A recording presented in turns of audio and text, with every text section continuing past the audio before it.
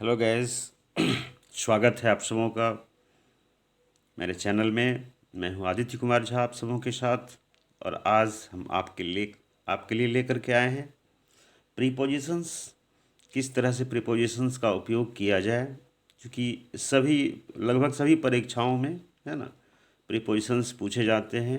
चाहे स्कूली एग्ज़ाम्स हों या फिर कॉम्पिटिटिव एग्ज़ाम्स हों, हर जगह जो है सो प्रीपोजिशन क्वेश्चन पेपर में आते ही आते हैं। तो क्यों नहीं इसका स्टडी कर लिया जाए।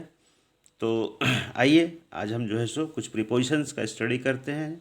तो इसकी चर्चा करते हैं, बताते हैं कि किस प्रीपोजिशंस का यूज़ कहाँ पर होना चाहिए। ठीक है, तो यह जानना आपके लिए भी ज़रूरी है ताकि परीक्षाओं में गलती ना हो। ठीक है, तो चलिए सबसे पहले हम शुरू कर रहे हैं। हमने दो प्रीपोजिशंस लिया है।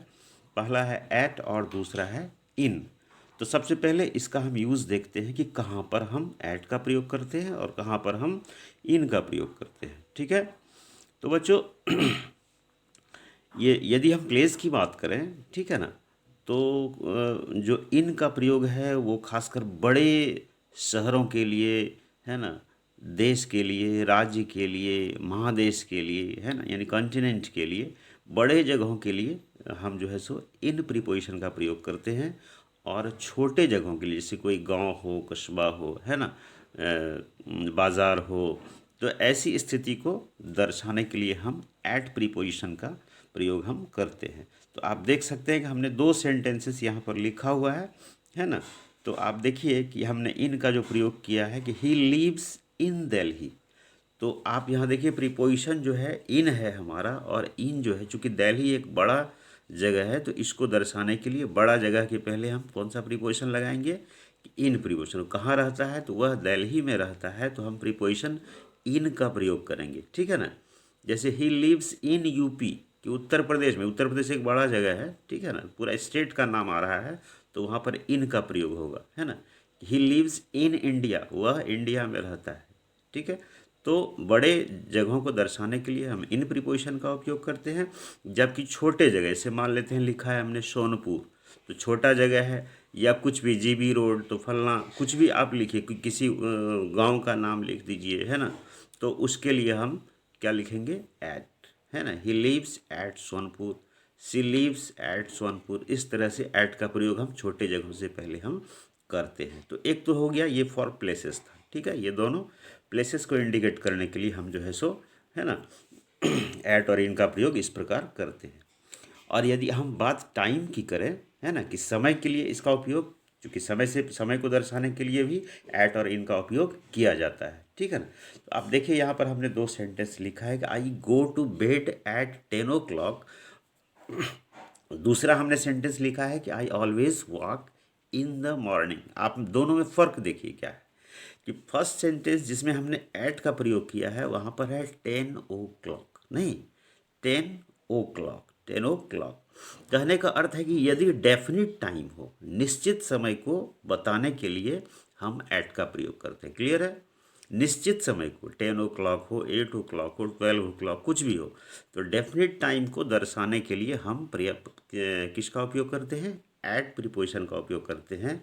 जबकि पीरियड ऑफ टाइम, है ना, पीरियड ऑफ टाइम को दर्शाने के लिए हम इन का प्रयोग करते हैं। जैसे इन the morning, in the evening, है ना। तो इस तरह से पीरियड ऑफ टाइम को दर्शाने के लिए इन प्रीपोजिशन का उपयोग करते हैं। जबकि डेफिनेट टाइम को दर्शाने के लिए एट कब, है ना, एट 10 o'clock, है ना, एट 11 o'clock डेफिनेट टाइम है, तो हम जो है सो किसका प्रयोग करेंगे, जो है सो एट का प्रयोग करेंगे। और पीरियड ऑफ टाइम रहेगा तो किसको करेंगे, इन प्रीपोजिशन का उपयोग हम करेंगे। ओके। पीरियड ऑफ टाइम में आपका जो है सो कोई सीज़न है उसका भी, है ना, उसके पहले कर सकते हैं। महीना है, साल का नाम है, तो इन सब के पहले है। जैसे इन मार्च, इन 1985, इन 1997, इस तरह का हो तो पीरियड ऑफ टाइम रहेगा तो हम इन का प्रयोग करेंगे। ओके। तो बच्चों अगला जो हमने प्रीपोजिशन लिया है वो है ऑन है और बाय है। ठीक है, इस दोनों को हम देखेंगे कि किस तरह से, है ना, ऑन का प्रयोग करते हैं, किस तरह से बाय का प्रयोग हम करते हैं। ठीक है, तो देखिए बच्चों, ऑन का जो प्रयोग होता है वह दिन और तिथि के नाम के पहले होता है। ठीक है ना, कि या तो दिन के नाम के पहले या तिथि के नाम के पहले इसका प्रयोग होता है। जैसे कि हमने सेंटेंस लिखा है कि he came here on Monday. On Monday, चूंकि ये मंडे दिन का नाम हो गया इसलिए इसके पहले हमने, है ना, ऑन प्रीपोजिशन का प्रयोग किया। हमने पहले ही बताया कि ऑन का जो प्रयोग होता है दिन या तिथि के नाम के पहले होता है, ठीक है ना। जैसे तिथि में देखिए हमने लिखा है 5 मई, ठीक है, कि कम हियर ऑन 5 मई, यानी कि 5 मई को यहाँ आओ। तो हमने जो है सो डेट के पहले ऑन का प्रयोग किया है और जो है सो डे के पहले, है ना, दिन के पहले इसका प्रयोग हमने किया है। तो ये हो गया आपका जो है सो ऑन का प्रयोग। और इसके बाद जो नेक्स्ट हमारा है ये है बाय, प्रीपोजिशन बाय। तो बाय का प्रयोग जो होता है वो तक के अर्थ में, है ना, निर्धारित समय या तिथि के प्रसंग में होता है, ठीक है। बाय का जो प्रयोग होता है किसके अर्थ में होता है? तक के, है ना, कि 10 बजे तक, 12 बजे तक, ठीक है, 3 बजे तक, है ना। तो या तो समय या तिथि के प्रसंग में, है ना, इसका उपयोग होता है बाय का। जैसे हमने सेंटेंस लिखा है कि he will return bye 7 o'clock। क्या मीनिंग निकल रहा है? कि वह 7 बजे तक लौट आएगा। तो तक आ रहा है, 7 बजे तक लौट आएगा, इसलिए हम कहें कि जो बाई का प्रयोग होता है वह तक के अर्थ में होता है ना, जिसमें कि निर्धारित समय या तिथि ऐसा कुछ भी हो तो उसके, है ना, उसको इंडिकेट करने के लिए हम बाई का प्रयोग करते हैं। जैसे नेक्स्ट सेंटेंस देखिए कि सी मे कम बाय मिडनाइट, मतलब वो आधी रात तक आ सकती है। तो तक का जहाँ आप देखिए कि जहाँ तक का सेंस निकल रहा है तो आप समझिए कि वहाँ पर कौन सा प्रीपोजिशन लगेगा। तो वहाँ पर प्रीपोजिशन बाय लगेगा। तो हमको लगता है कि ये दोनों चीज़ आपको क्लियर हो गया होगा, ठीक है। एक बार फिर से हम रिपीट कर दें कि ऑन का प्रयोग दिन अथवा तिथि के नाम के पहले होता है, जैसे हमने किया है।